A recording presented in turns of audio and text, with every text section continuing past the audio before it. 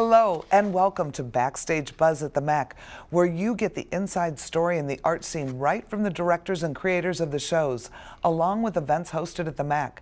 I'm Diana Martinez, and I'm so happy to welcome our guests to the show, who will give us some exciting things and insight on things going on this winter. On this episode, you'll hear from one of my favorite people to have on the show, Kirk Muspratt. He'll give us a preview of what to expect from two great new Philharmonic concerts that will brighten up the winter season. But first, I'm excited to welcome Joe Cassidy. He's the Dean of Continuing Education and Extended Learning at the College of DuPage. Welcome, Joe. Thank you. It's my pleasure to be here, Diana.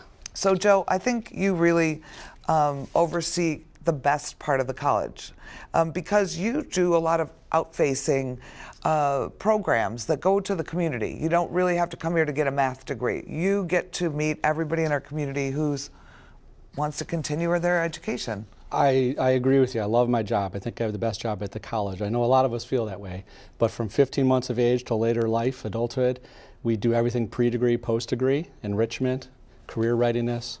I can't get bored at my job. It's a new job every day. So this brochure that you might see coming to your mailbox shows all of the programs that you have. So all of those things you said, and then it comes down to this: how to make your own craft beer.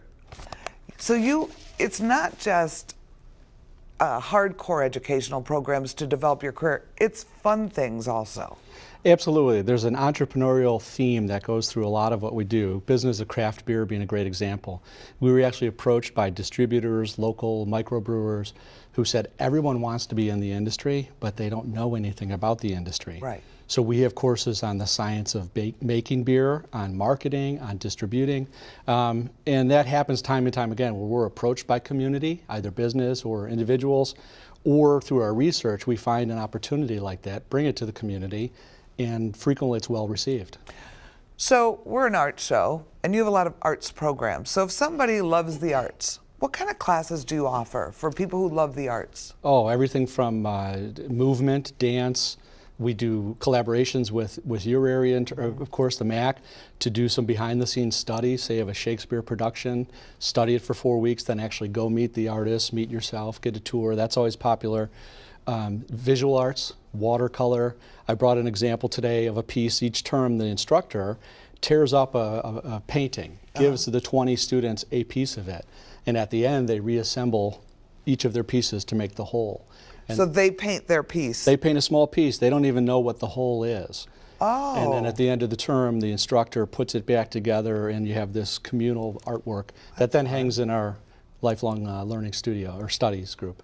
So you could take a music class, dance class, voice class, you bet, painting class? Absolutely. We really try to match, if not predict, the needs and interests of the community. And you also, I mean, COD has an amazing culinary program for students who want to be a chef.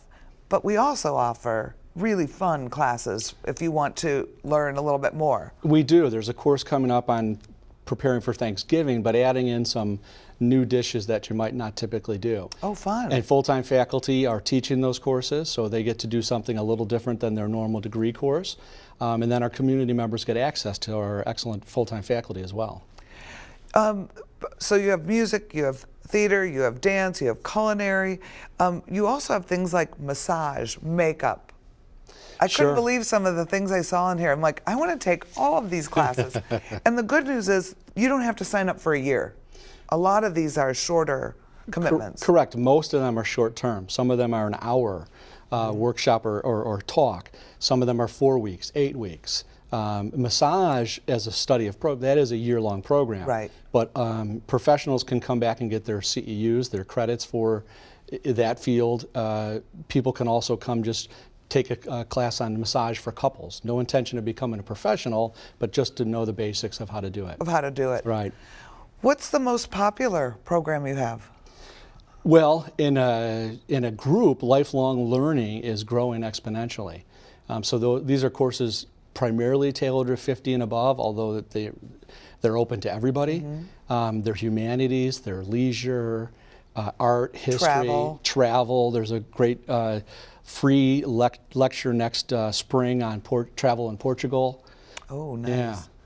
Now, that's something we should mention. You have a SAGE series. There are quite a few free programs in the book. Correct. And lectures and opportunities that people can engage in. Right. Yeah, there's probably at least a dozen, if not closer to 2 dozen, opportunities each term for free. Nice. The lunchtime lecture series will have either a full-time faculty member or a distinguished adjunct faculty member from the area or from beyond our area come in and talk about a topic like architecture in Chicago, the monarchy of England, etc.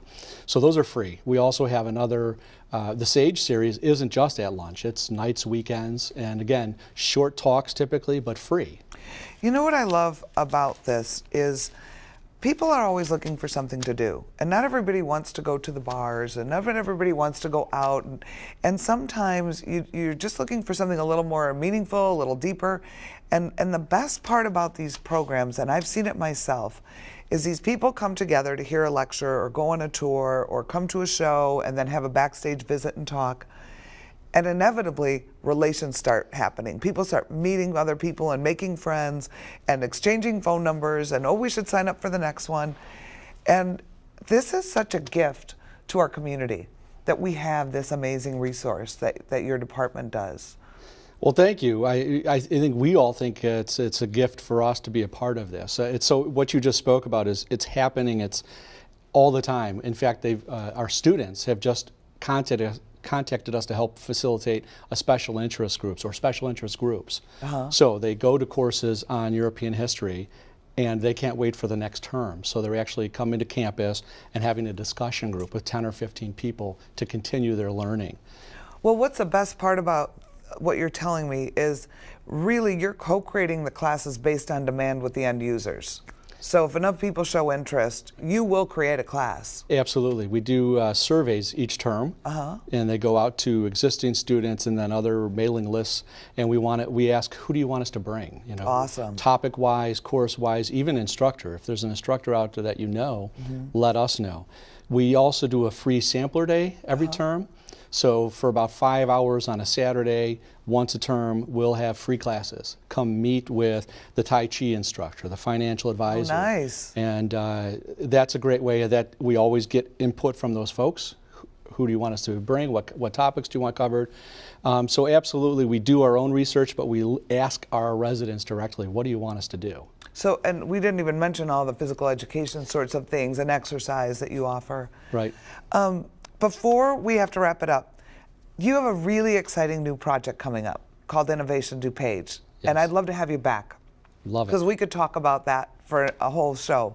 Share with everyone what you're working on. Innovation DuPage is the evolution of our Small Business Development Center, our Center for Entrepreneurship. So it is helping small and medium-sized businesses connect with the business best practices, connect with mentors to make sure they succeed and grow. Wow. And also you're going to be working with somebody who wants to start their small business. You are going to have classes for them, a boot camp for them, finance classes, all of that. Yes, we already do about 150 workshops free per year just for folks in that situation.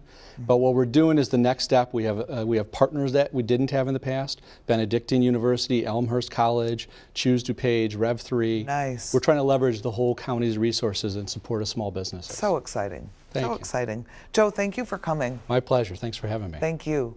To enroll in a continuing education course or to view the spring catalog, visit cod.edu or call 630-942-2208.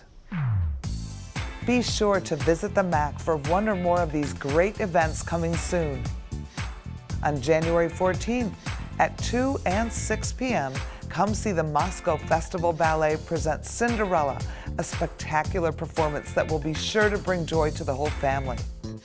Then, on January 20th, don't miss Grammy Award-winning trumpeter Chris Botti. Join us for one of 3 showings from the next film in our National Theater Live series, Obsession, starring Jude Law. It's a chilling thriller which tells the story of a man's self-destruction by way of passion and infidelity. Get your tickets in person at the Mackinac Art Center box office, online at themac.org, or by calling 630-942-4000. You know my next guest is the Maestro. He is the director of the MAC's wonderful resident orchestra, the New Philharmonic, and it can be seen next at the annual New Year's Eve concert, a great tradition we've held at the MAC for years. Welcome, Kirk. Thank you, Diana.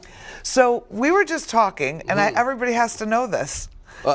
It's so wild to me that you really wanted to be, you were a pianist first before you were the maestro. Yeah, I have 2 performance degrees in piano, but I never touch it now except to play Christmas carols at home if I go home for Christmas. So yeah, I used to practice 8 hours every day, and sometimes I go, why was I doing that, you know? No, you can go online and see stuff. And what made you want to be a maestro?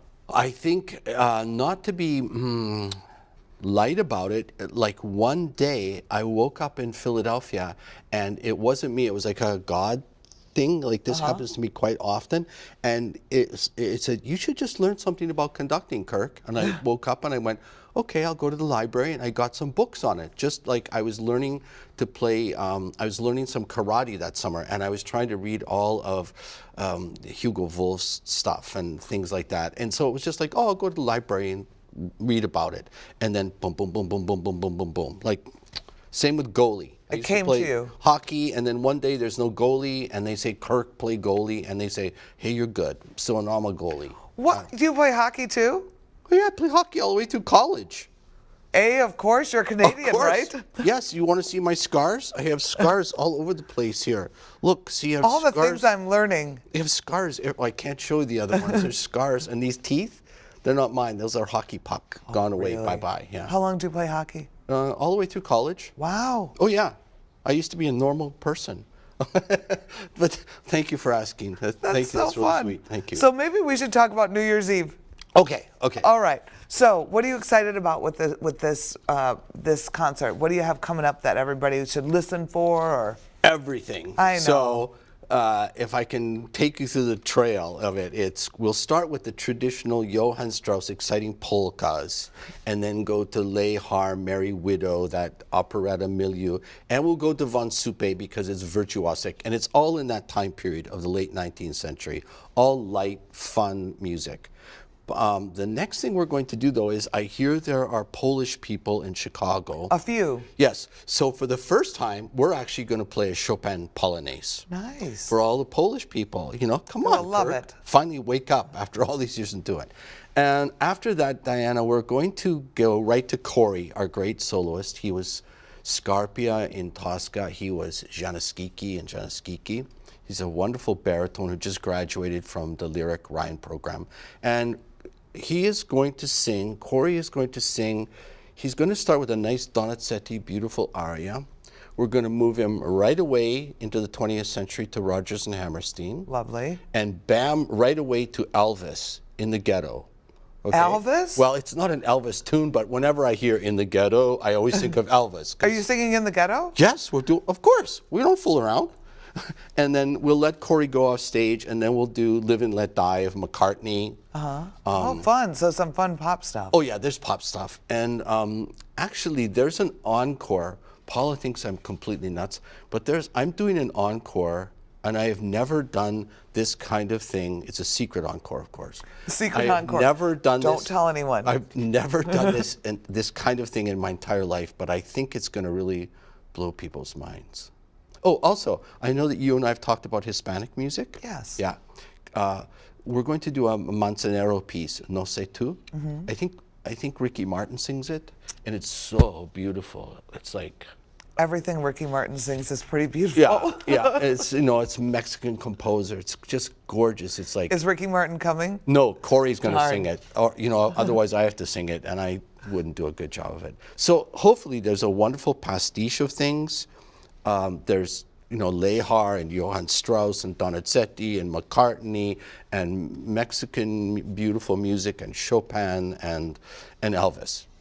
One thing I love about this concert is you might not recognize the composer's music by memory, but when you hear the music, it's always like, oh my gosh, I love that song, and I know this one. Exactly.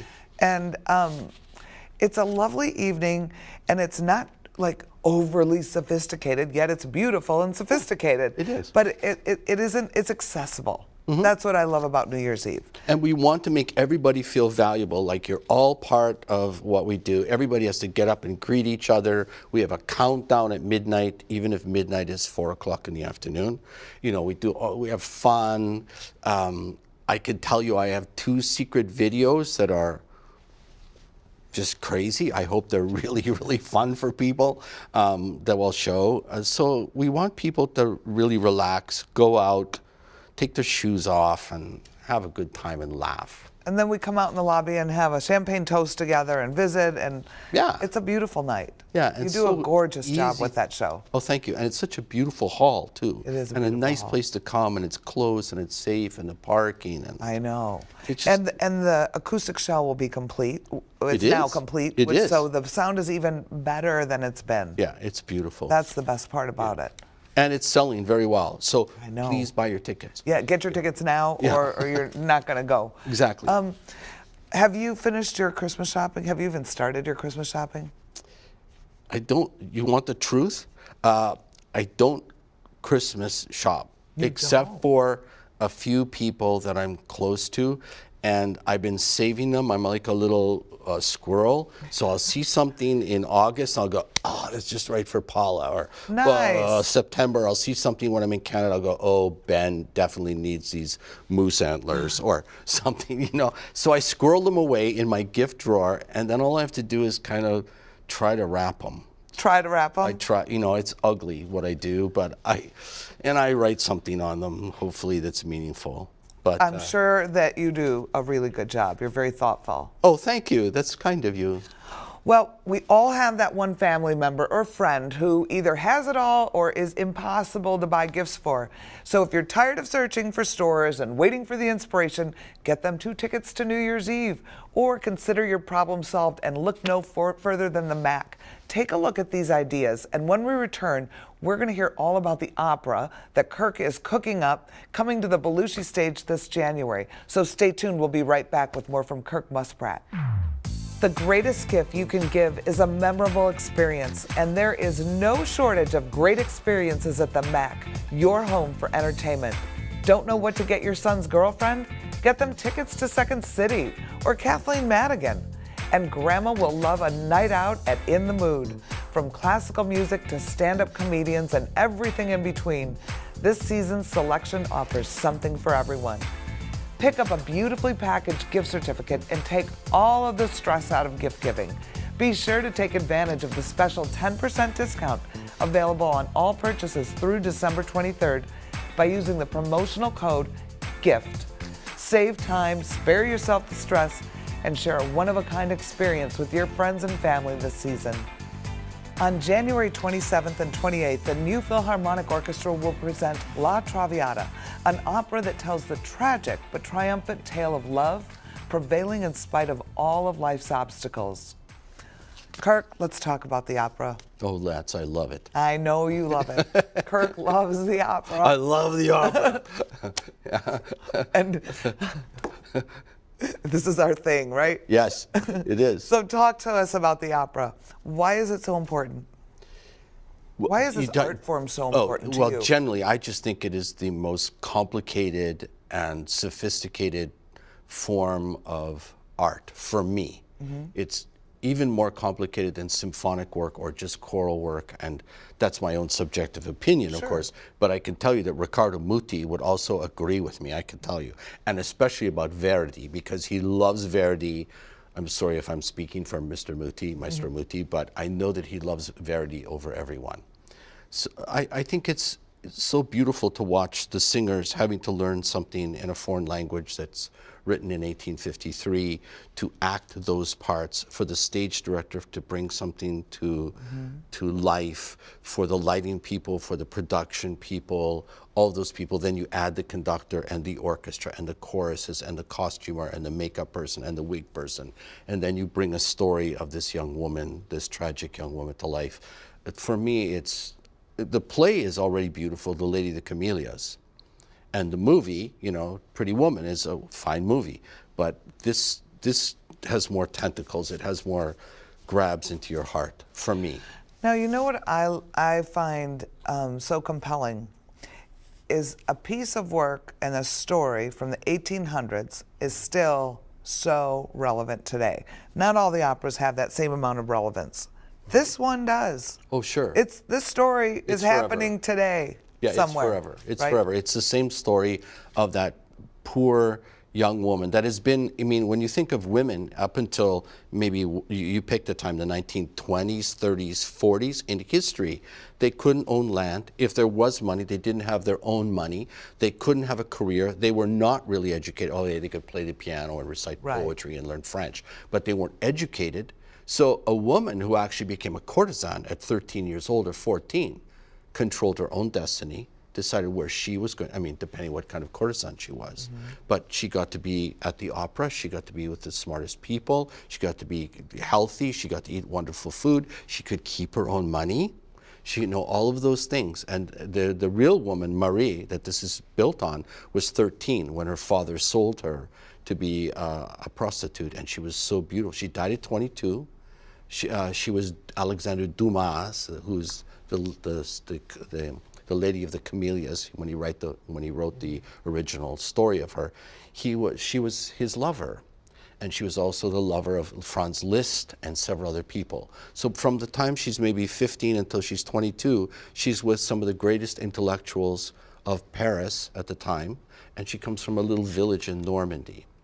And again, she's warm, she gets to eat, she has beautiful clothes, she's clean, she's money, all those things. And yet she dies, like so many people did then, of tuberculosis. And sort of course, once her beauty has gone, the world forgets her very quickly. Right. But the reason I'm very attracted to this story is that when you go to Paris, you can go to her grave. And they say that every day there are people who come and bring camellias to her. Oh, how beautiful. So this is Violetta. She's just given a different name of a different flower, you know. But the music is, you asked a very telling question, and that is, why is it that in 1853 this is produced, and 2017 we still love it, and we're still crying at the end? Because it is genius. It is genius, and that's one of the reasons that opera is so vital to me. It is absolute genius. And you are doing it in Italian. Yeah, with super titles. So one thing I found when I've gone to the opera, it really helps to read the story before you go, learn about it, research about it, because although what you're seeing and you hear this woman singing, you know, the more you know about the story and the levels, the more interesting it is. Surely. I think. And I think a lot of people get disenfranchised from opera because they just walk in cold and are like, I don't get it. And I'm trying to read the subtitles, so I'm not really watching her. And I'm not, you know, and they get distracted. Where I think that if you can come in having read a synopsis, know a little bit about what you're going to see, you can enjoy it more. You can watch the emotion. You can really listen instead of reading and looking all around, you know? And, you know, I don't know if, you know, because you're not an opera, you're a theater person, I know. But when you're studying opera, like I am all the time, you know that until about the 1950s, people who came to the Lyric or the Met or wherever, they were given a complete libretto. Exactly. And they read it. The lights were up enough to see it. And they had little opera glasses and things. And they were reading the translation of every single line. And there was like a synopsis in the front and history of Verdi and what he wrote besides that. Did he write Trovatore? And that, yes, he did. Did he write Rigoletto that in the same month? Yes. All these things. So people were more engrossed and invested in learning that. This opera actually is a very simple story that I think you can It's watch. very simple. I think you can watch very easily, just scene to act to scene to act. Yeah, you see the. But all the depth that you just shared, that's very interesting information, and it makes you appreciate it more. That's why I love to be able to talk to you before seeing one, because you give so much information that then when you're watching it, it contextualizes it all, and you're even more invested. You know, are you excited about the cast? Yes, the cast is. 3 of the people are just graduated from the Ryan program at Lyric Opera. So Scott Ramsey, our tenor, is all over the world. I've worked with him maybe about 10 years ago, Emily Berson has been here for New Year's Eve. She's beautiful. She's just, she's also all over the world. And Corey Kreider is Germont, Giorgio Germont, who is the father who comes and pleads with Violetta, please do not marry my son because you're going to ruin my daughter. She will never be able to marry anyone. And so Violetta gives up her love to save this other girl. She's a completely huge-hearted, kind woman. She sells all her stuff to support, poor Alfredo. She's a completely kind-hearted, wonderful, beautiful human being that happens to also be a beautiful woman. So the character is complex. And yes, I'm very excited about the cast. Good. Also, Karen Wilder is in the cast. She's Flora. And Karen is from Downers Grove. Nice. Oh, maybe Wheaton. Sorry. That's okay. Yeah. Well, we look forward to it, Kirk. Thank you so much for coming on the show and sharing all this with us. Thank you. And I hope to see you play the piano one day real soon. Okay. For more information on tickets to La Traviata, visit atthemac.org or call the box office at 630-942-4000. That's all the time we have for today, but be sure to tune in next month for an all-new episode, which will have even more behind-the-scenes details about upcoming shows and events at the MAC. I'm Diana Martinez. Thank you for watching. We look forward to seeing you at the theater and next time on Backstage Buzz.